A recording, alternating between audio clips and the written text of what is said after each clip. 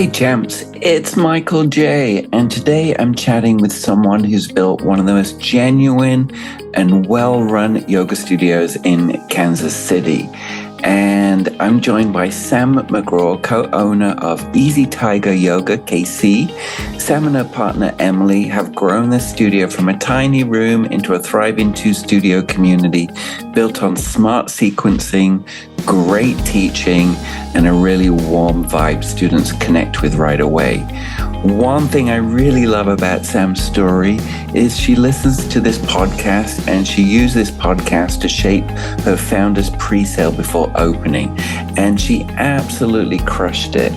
So that tells you everything about her mindset and her willingness to take action, and it makes me feel really good that this podcast is helping people.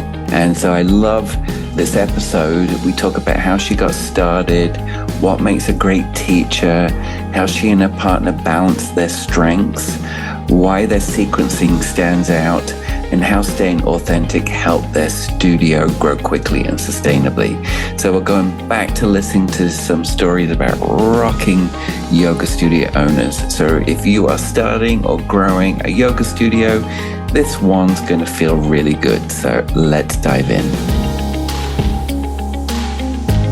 You probably heard me do a ChatGPT breakdown. Do you want to hear what ChatGPT says about you? Yes, please. Sure. Sam is co-owner of Easy Tiger Yoga and holds the title of ERYT 500. The studio's focus on everybody can do yoga, but not every pose is for everybody. That ethos shows up in their teacher training and class offerings. Sam's personal story in an interview, she said the studio name came from her mantra, Easy Tiger, indicating an approachable, down-to-earth attitude. She leads the 200-hour foundational teacher training at Easy Tiger Yoga, which includes live weekends and online content. The studio's team page lists Sam as co-owner and shows a strong community team orientation. How'd we do? I don't think you need me.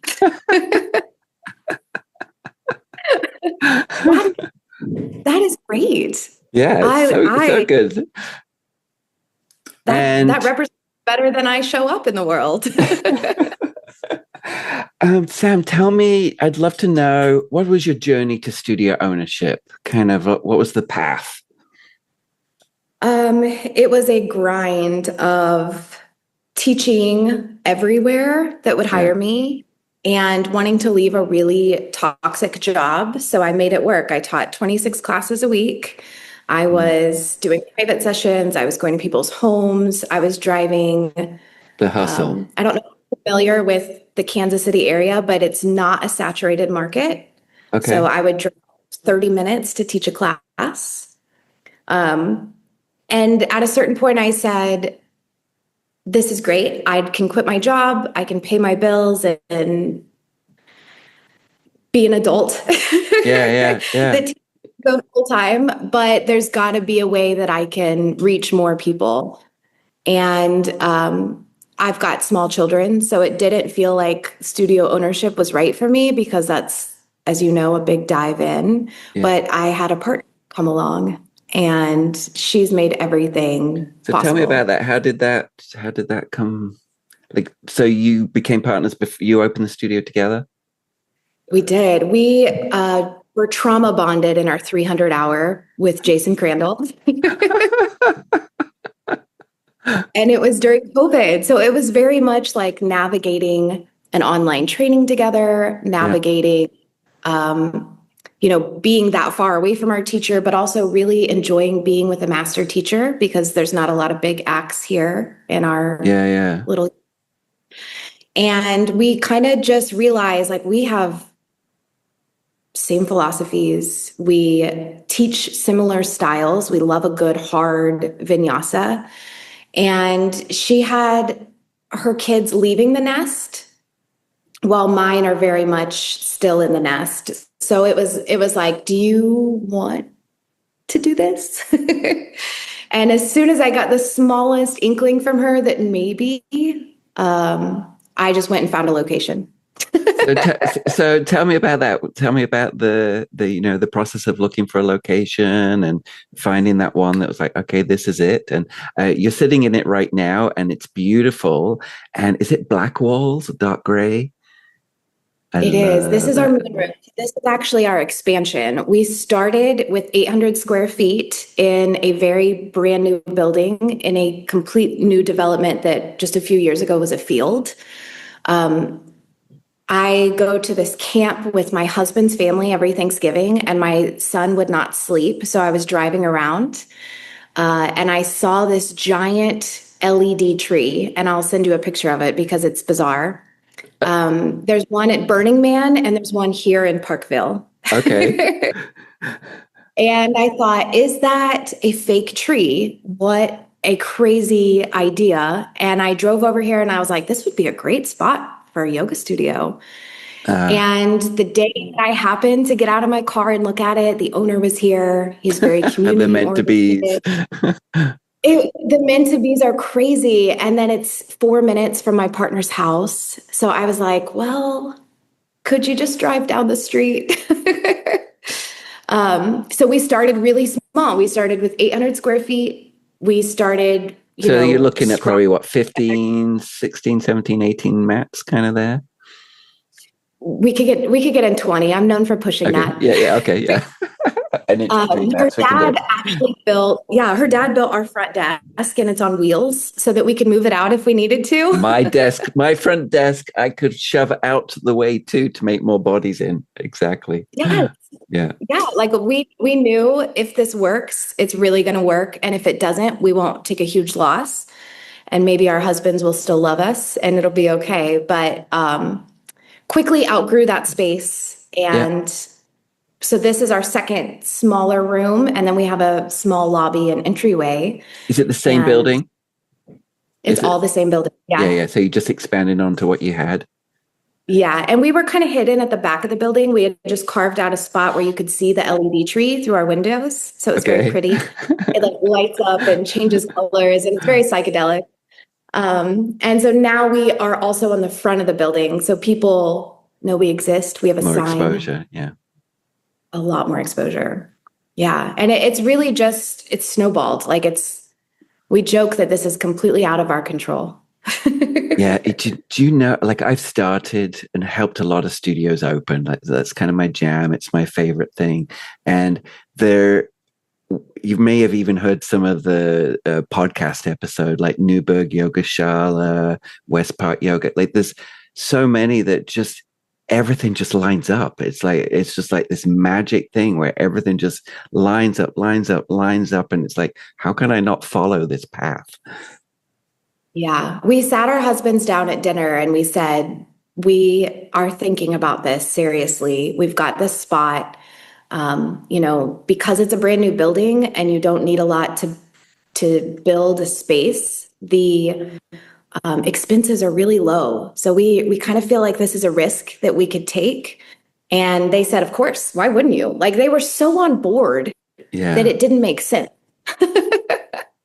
We're like, you should push back a little. I'm going to be gone all the time and, it changed. So like, have you really thought about this? But they just believed in us. Yeah. And so we opened, I knew to do a founder's sale because of your podcast. Really? Yay. Yes. There's another business coach I follow, and I just obsessively listen to every free bit of content I could get. And I had managed a studio for a long time, but it was a very different model.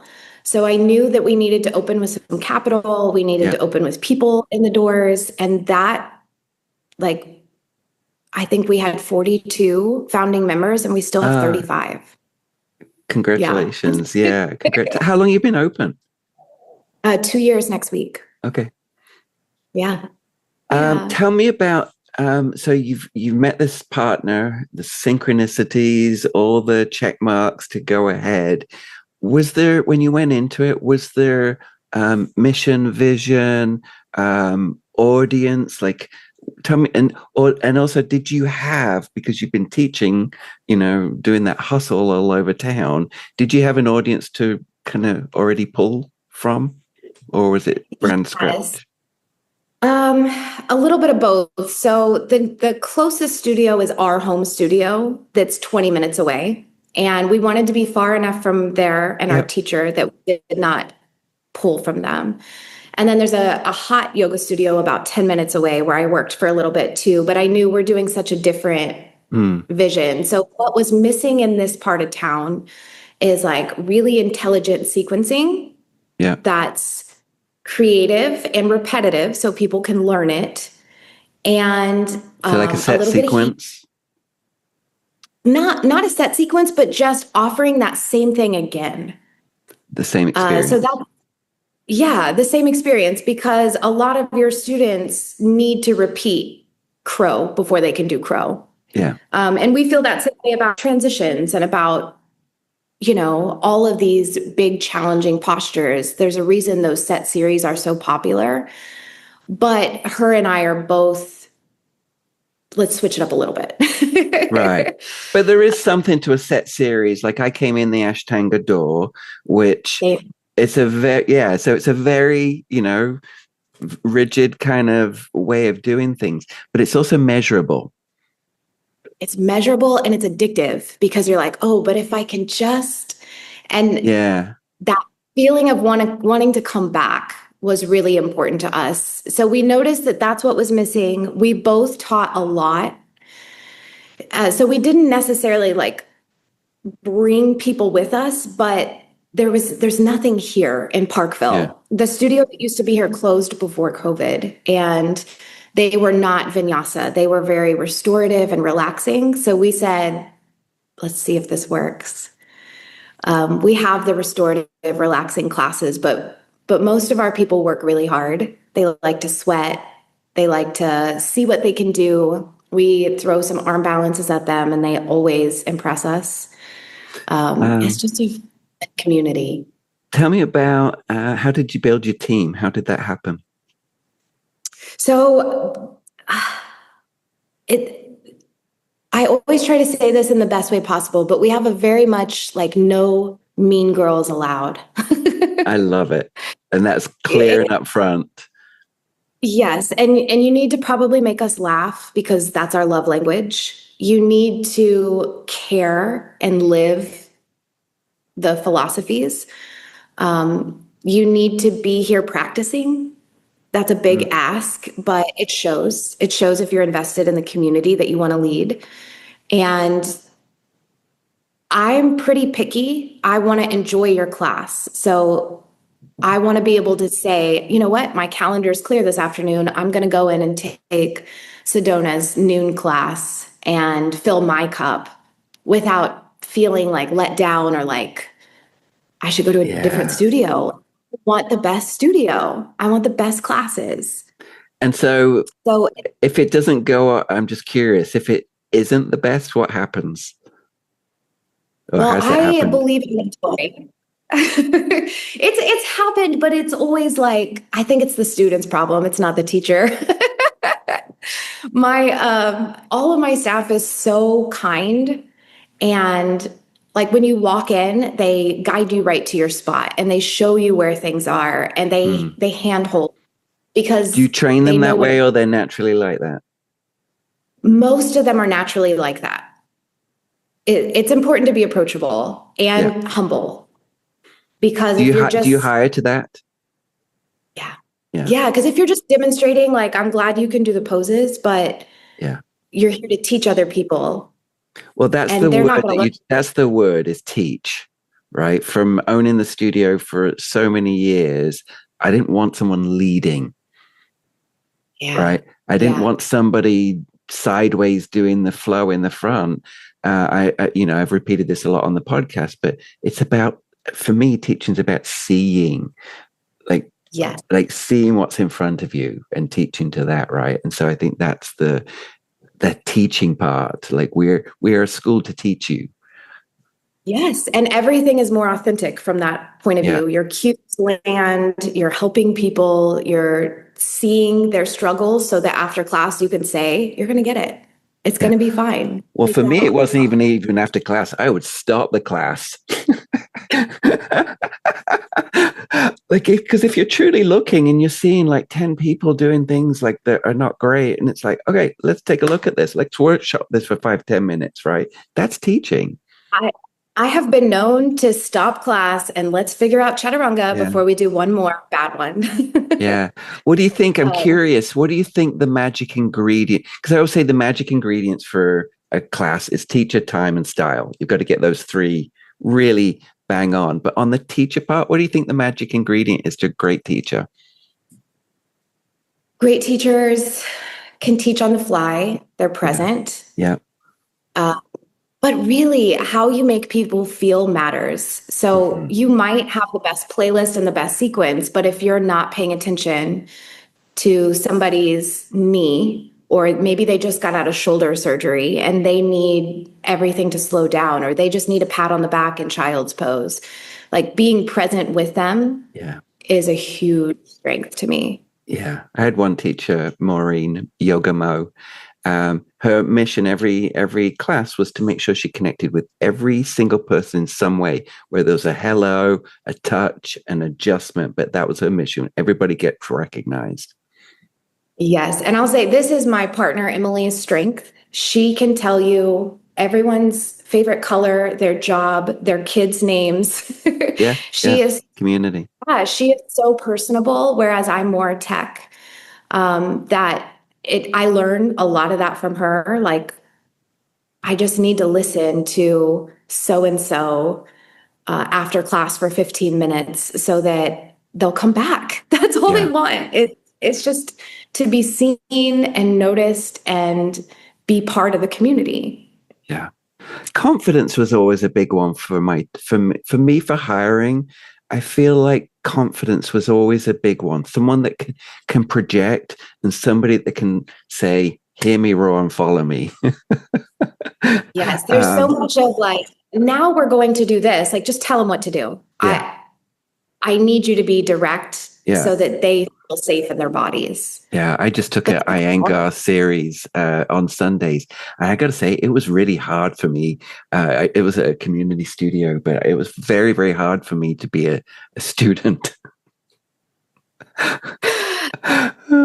Well, I feel like as soon as I'm not a student, I'm going to be a bad teacher, and I think that fear is like deep in my brain.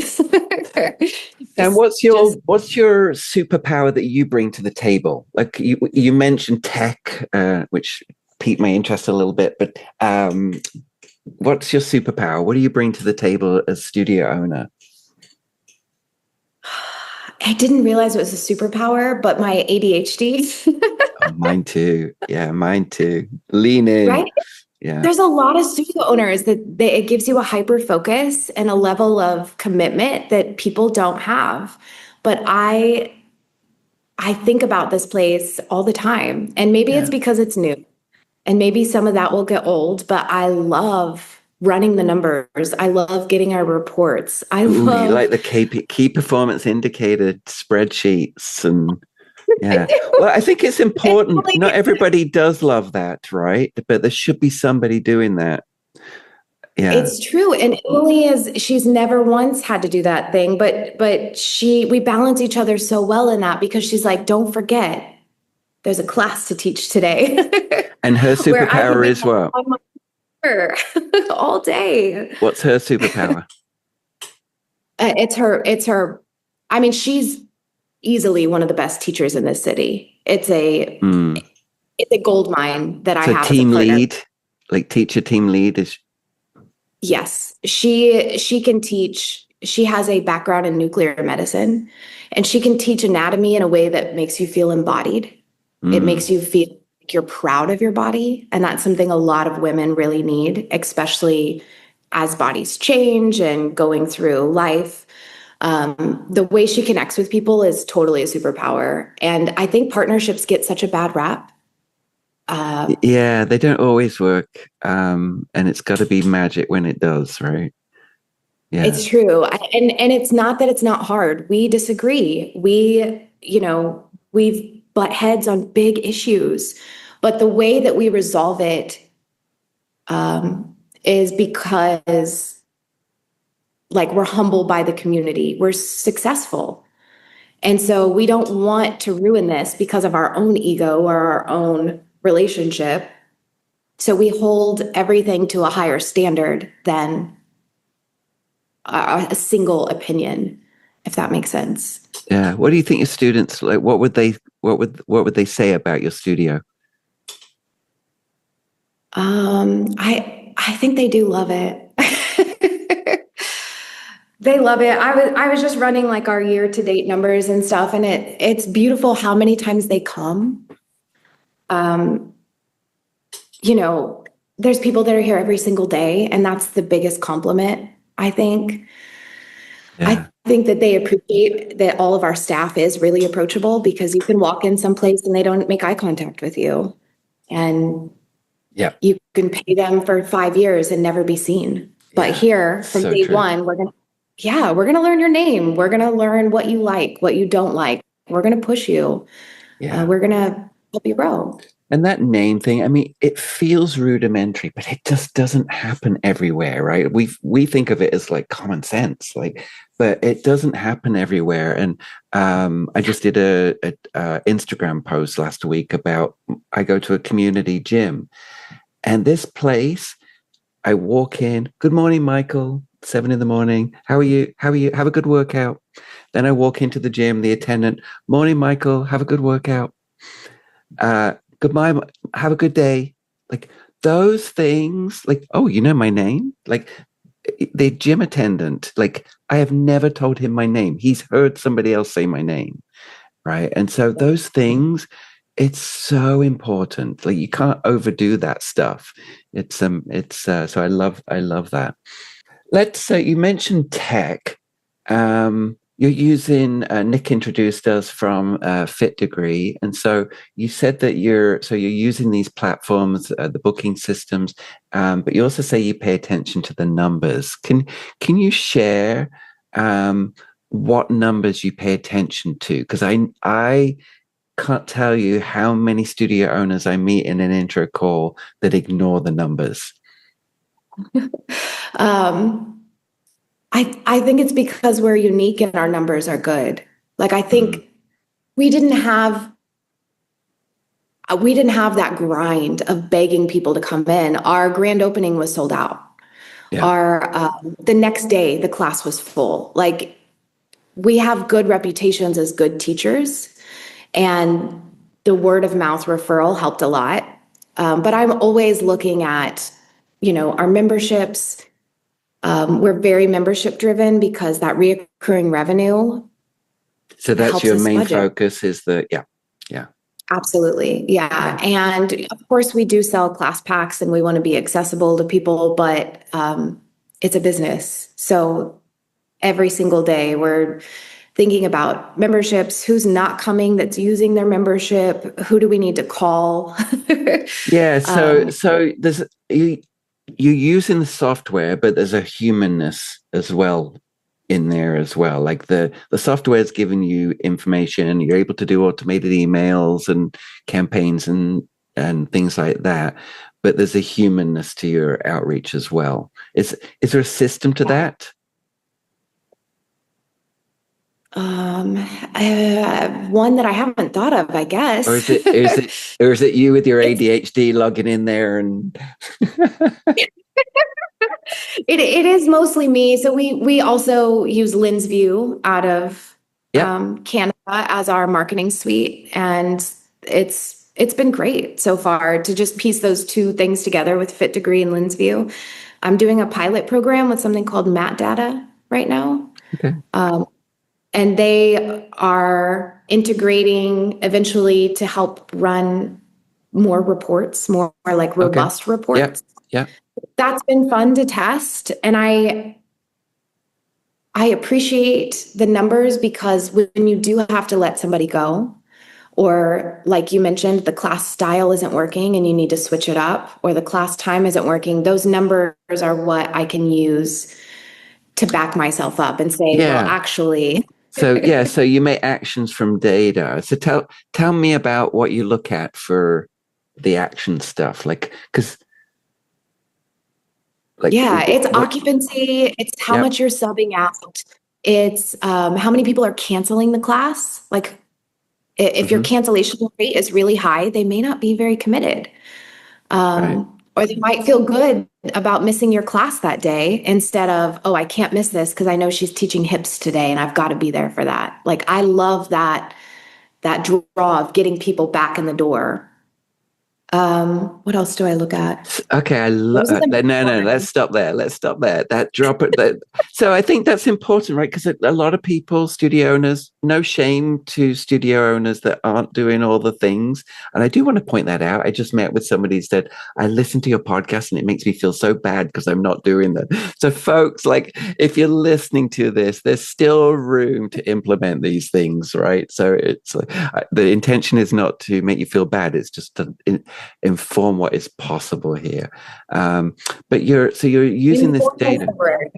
Inform is the word, because you want to be informed if something isn't working. Like I feel like if our memberships were down, I would not want to see that number every day. But because I have a goal and I know where we need to be to meet our goals, to expand and buy a second space, to pay for the next retreat and send Emily to somewhere else in the world, or how many people I need in yoga teacher training, all of that informs the business, which is a really big part of owning a yoga studio. Yeah, the goals I think are important too, like knowing what your numbers are. It is a numbers game. I feel like I say this every day. It is a numbers game. Yes, we're serving yoga. Do say it a lot. I do say it a lot, but because it's like if we're not feeding all those new people in, then we're not going to have people to convert into being part of our community, right? And there is a real thing called churn. People come, people go. Yes, people move away. People start. Or they say that they move away. I feel like that's a common thing to get out of a membership. Yeah, I'm moving down. Oh gosh, that would be a fear of mine now. Every time somebody tells me they're moving, like, you just don't like us. But it's true. Like life happens. People get hurt. They have babies, and that takes you out of the game for a good 6 months. But when you get new people in, you have a goal of converting them to something, right? And so that's the sexy period. So just tell everybody what you're doing in that sexy period. What are you looking at? So I immediately send a text after class. And it's that's personal, not automation. That one's automation, but the reply is always me.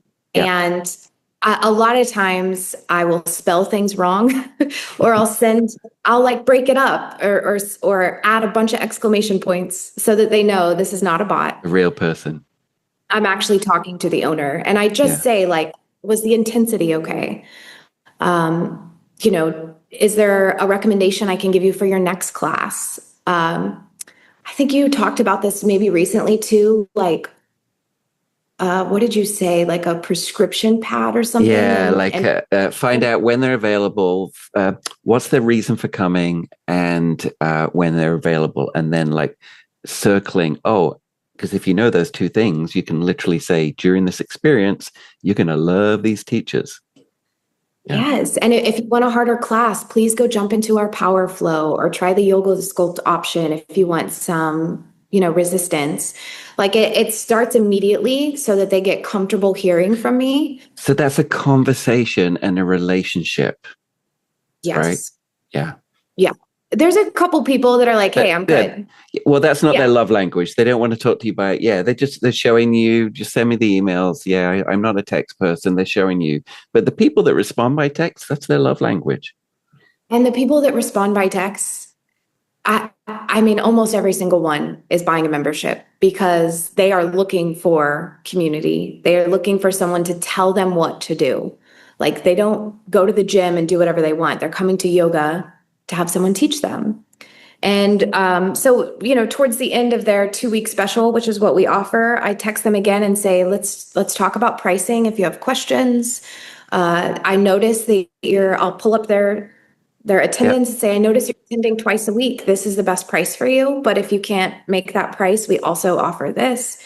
Like, I'm just very upfront with that conversation of, you do have to pay for this, but feeling great. So I know that's that the it's key, worth it. right? If they're feeling, if you can help them feel different. Yeah. Price and isn't yoga a does big that on thing. its own. Like, yeah, I trust the yoga to work. I'm not obsessively trying to reach out to them and like, did you get enough philosophy today? Yeah. On that churn thing, what do you implement as far as marketing for new leads?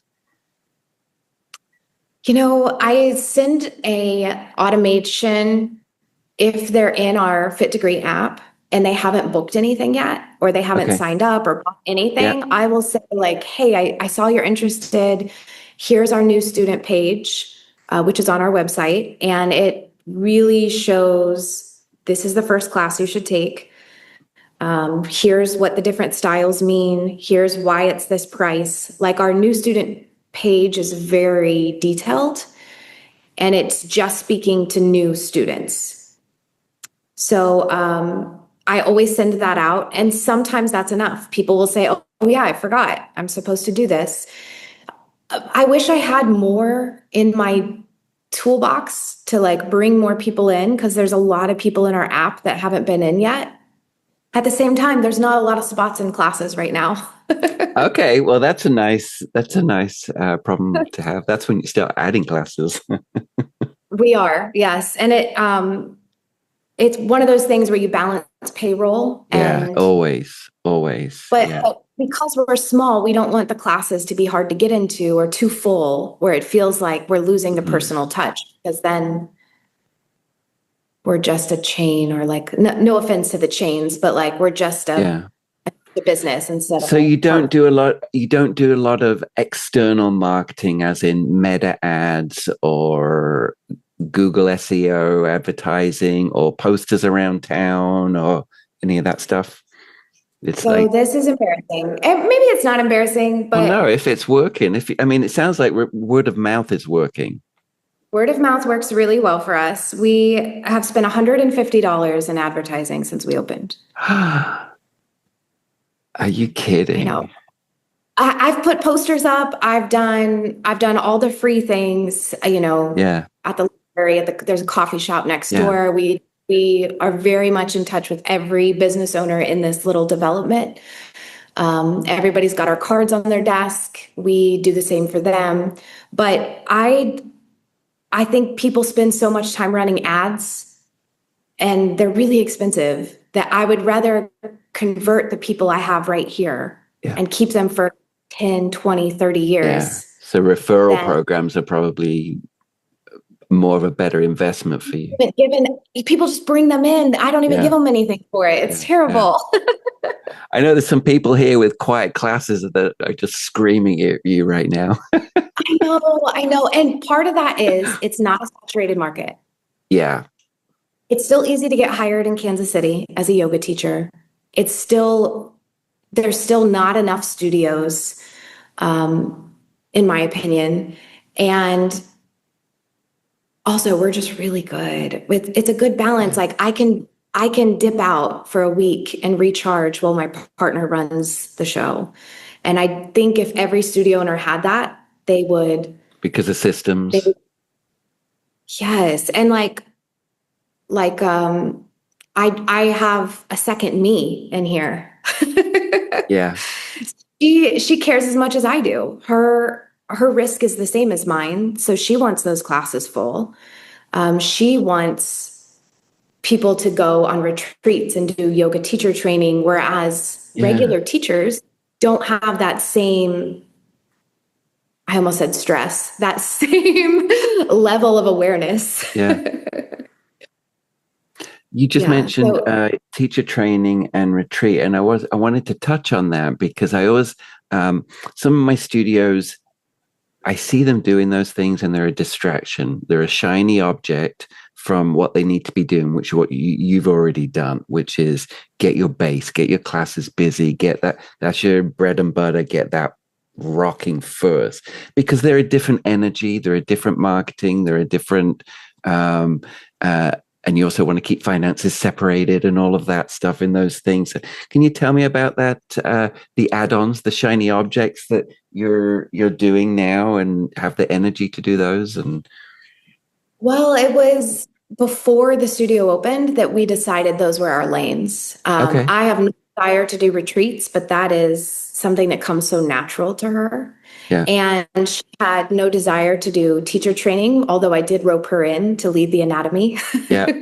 Of course. And, you know, when you have a brand, you want your teachers on brand. And I was hiring the best people, but they were still just a little bit different in sequencing, or they were a little bit different in the way they approach students. And so teacher training, I've been teaching since 2017. And I had enough students come to me and say, when are you going to do this? Yeah. And then I have all these class ideas for our schedule. And I thought, it's time. I'm going to do it. Create my mini-me's. Yes. Which turned out to be the best thing I've ever done, easily. I mean, my children are awesome, but my yoga teachers are phenomenal teachers. And so from that, you get to pick some of those that become your team? Yeah, day one, I said, I'm not going to hire any of you. You're not going to be ready. You're not going to meet my expectations. And I actually hired almost every single one of them. Oh, wow. Good. Congratulations.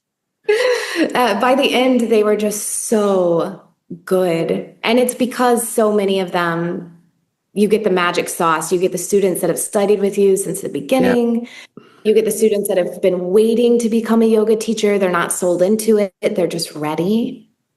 So next year will be different. We are sold out, but it is very much a different group of people. You said something about on brand. Yeah. Can you expand on that? I just really like intelligent sequencing. I don't have a lot of complaints about Ashtanga, but it is a lot of chaturangas and a lot of forward folds. If your class feels off balance in that way, then I think you have an opportunity to study sequencing more so that it's a more well-rounded effect. And, you know, people don't just feel their hamstrings for 3 days. Maybe they feel their shoulders and their other limbs, their other body parts. But also just the approachability, the friendliness, the seeing your students, not being on your mat the whole time. Those things are really hard to mentor and coach because people already have their own way and style of teaching. And if you can get somebody fresh and implement all those things right away, then it's a no-brainer to hire them. They're ready. I love that. I love that. Yeah, and it's a gift to see the light come on for them. It's a gift, you know, similar with retreats. There's a lot of people that are afraid to travel, or they're afraid to travel out of the country. And so Emily works with the travel yogi, which is adventure traveling, and they handle a lot of the logistics so that she can be present with them and she can watch them experience new things. So it just goes back to like, what fills your cup as a studio owner? Teacher training's definitely not for everybody. Retreats are definitely not for everybody. But at the end of both of those, we're like, oh, that was a good thing I did. Yeah. I think, you know, when people think of brand, they think of colors, photos, you know, but you're talking about the brand of the studio, the class brand, like the whole thing. It's not just the external stuff. Yeah, we've got tigers everywhere because Easy Tiger Yoga is a great logo and it sounds great. But it is at the end of somebody's first class, if they're a yogi and they've been to a bunch of other studios, they say that was different and I really liked it. Yeah. And it is because our teachers are really crafting beautiful classes from start to finish. They're not just coming in and throwing something at the wall. Reading the room is great, but you've got to have a point of view. I love that. And then I'm just curious, when you're talking about brand of the classes and the different styles and things like that, I I try and I meet resistance on this sometimes, but I think it's important. I always said to my teachers, I'm not going to tell you how to teach or what to teach, but the class is going to consist of this.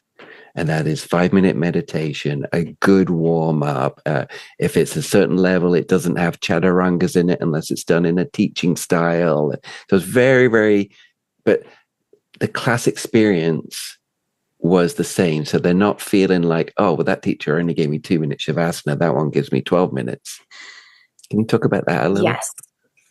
Yeah, because I've worked at a studio where we were handed a pamphlet with what to say, and you must incorporate two quotes. You must incorporate, and the intention was so good. Let's level up our teaching. But I am going to hire you from the start, knowing that you can do that without my micromanaging your class. And I really want I want it to be authentic. Like, what are you going through in life that you can offer your students? And then, at the end of the day, in 60 minutes, how do you feel about your class? Like, was it just a part-time gig and you're ready to walk out the door? Or are you like sweeping the floor and saying, I am so grateful for every person that was here? Like, there's a certain attitude and approachability and from that humble spirit of like serving. I hate to say serving the studio, more like serving the community, It's about the students, yeah. It's about the students because they could just never come back, which is terrifying. Yeah. What advice would you give to somebody starting a studio that if you were to, you said you have a lot to share. What would you share with new studio owners that would make them life a little bit easier? I would say be patient and do your research. Like, don't just open a studio because someone gave you space. Don't just open a studio because you think it's going to be the next thing in your career or it looks fun, because you're going to be doing all the laundry and mopping the floors and firing people, and you're going to be running reports, as you should. And if you can wait for the right spot, the right community, get your own teaching to a level that you're proud of, then in some ways, I think that it's supported where, like I was saying at the beginning, the ball was already rolling. I just had to get out of the way. Yeah. What is next for your studio? What's your next goals? What's your next plans? Gosh, well, we've got our next teacher training sold out. We have our 2-year anniversary this week. We have 3 retreats sold out for 2026. 2027's retreat is being planned, and we are still just focusing on memberships. I love here. I mean, I'm trying to get people looking at January 2026 right now. And I'm like, I love that you guys are way looking ahead. Yeah, you can get overwhelmed in this job so quickly. Like, you can feel behind, Black Friday's next week. Like, we've been thinking about Black Friday for a couple months. And one of the nice things about, I'm not saying everybody should have a partner because it's really, really difficult and rewarding in so many ways. But one of the nice things about having a partner is you have somebody to bounce your ideas off of, like somebody that you trust. It's a lonely world, right? It can be a lonely word that I always say husbands and wives and girlfriends and boyfriends really don't get what goes on in this weird little niche world of ours. You're right. And even studio to studio, like I have a lot of friends that own studios. We can commiserate together, but you still have to go to your studio and do the work. Yeah. And I wouldn't say to shy away from a partnership. Like, I feel like everywhere I look, they're like, don't open a studio with a partner. But if you've got magic, I think that's what you call it. It is that magic, isn't it? Yeah. Yeah, and just get a great lawyer. Complementary brains too. Like, you both have different skill sets that you bring to the table. 100%. I would not want her to also do teacher trainings. That doesn't make sense. Yeah, I would not want her to enjoy being behind the computer. I want her to enjoy being behind the front desk so I can be behind the computer. And yeah, we have a great operating agreement. We went into this knowing it's a business, investing in it as a business. And now the rule is only one of us can freak out at a time. That's in the onboarding document. Yes.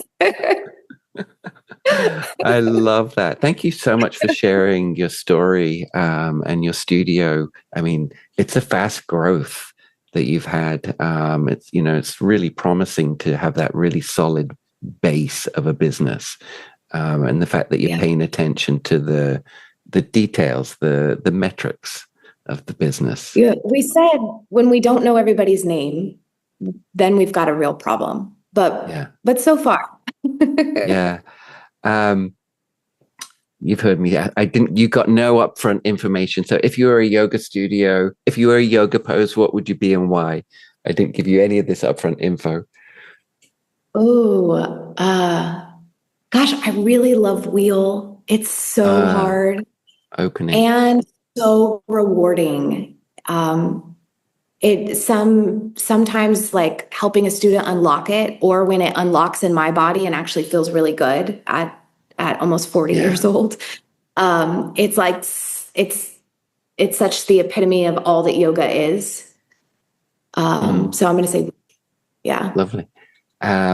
What do people not know about you? Something that most people wouldn't know about you. I'm a really big Swiftie. People know it because it comes out in my playlist sometimes, but the girl is awesome. She's pretty hard not to love, isn't she? Like, yeah, it's hard not to go down the rabbit hole on her for sure. I didn't get to go to her concert, but I'm in Vancouver where she ended her tour. Yeah, I did not get to go either. And I think that's part of my love for her, is that she's unapproachable. But also she's like the queen of Kansas City right now. Her and Travis Kelce are just having dates around, and like there's a buzz when they go out. Yeah, and so that's just fun. I like really successful women. I think they have a really hard time in the spotlight, and so I kind of go the other way, and I'm like, oh no, they're great. They're cool. What's your favorite business app, website, tool? Oh, favorite. This is gonna sound so simple, but I've been really happy with Slack. Okay. Quite a few owners say that. Yeah. Just getting people out of text messaging groups.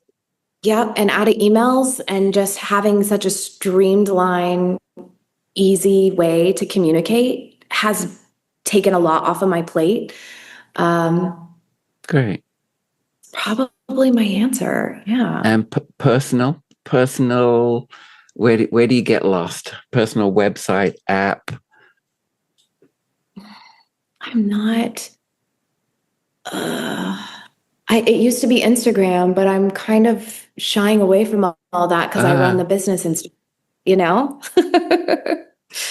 I can lurk on TikTok, and that's fun. Yeah, definitely. Yeah, I love a little distraction on TikTok now and then, because the algorithm sure gets to know what you like and then just delivers it up. It's true. And because I'm newish to TikTok, it hasn't quite figured me out yet. So I still get some weird things in my algorithm that feel great. I feel like your audience would be a good TikTok audience. Maybe we have mostly, our student base is mostly women over 30. Specifically householders and mothers. So they're still heavily on Instagram, but we just went viral on TikTok on accident because the yoga and hiking event at the nature sanctuary here. And we got a bunch of people from TikTok that were like, hey, we want to come to your studio. And I was like, I guess we have to be on TikTok. Yeah, you got to be everywhere now. There is a good tool, Metricool, METRICOOL, that's really, really good for posting to all the platforms. Ooh, thank you. Yeah. You can like I said, I've got YouTube, Instagram. You just have to make little tweaks for each platform, but it's kind of a press once and it goes out. It's quite nice. And I'll gift this, folks, to as well. It has a really great, when you go to the scheduling tool, it shows you on a graph of the calendar week, and it shows you when your folks are most active. So the color gets, like, if it's Instagram, I think that it's a darker pink when your folks are most active. So it's really good for planning. Oh my gosh, thank you. Yeah, you're welcome. Tech Geek, you'll enjoy that one. Like I said, I guess that's probably also my advice to people that want to have their own studio, is just consume all of this free content. Like, you can learn so much from other people's mistakes and from sharing their stories. And there's resources like this that help you know what you're doing. And you did a founder's membership from listening to this podcast. Yes. That is so lovely to hear. Yeah.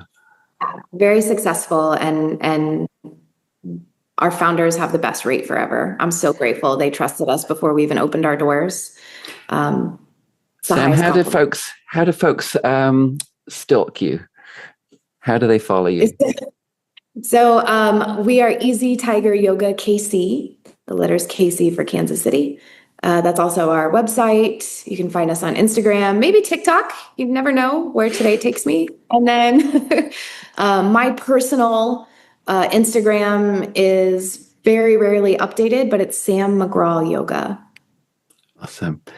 Sam, thank you so much for, listening to the podcast. I really appreciate that. And two, for clicking that link that Nick sent to you and booking onto this podcast. And I'm really grateful for you sharing your story. So thank you so much.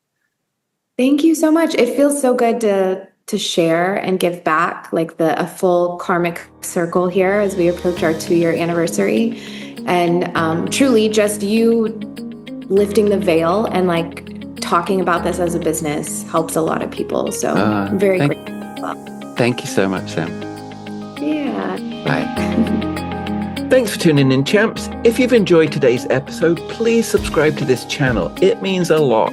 And if you're ready to open your own studio or grow your current one, visit yogabizchamp.link/YouTube to book your free strategy call with myself and explore my starter studio and grower studio packages. And you'll also get access to all of my free Yoga Biz Champ resources, yogabizchamp.link/YouTube. And you can check out other insights and follow me on all social media platforms at Yoga Biz Champ. See you next time.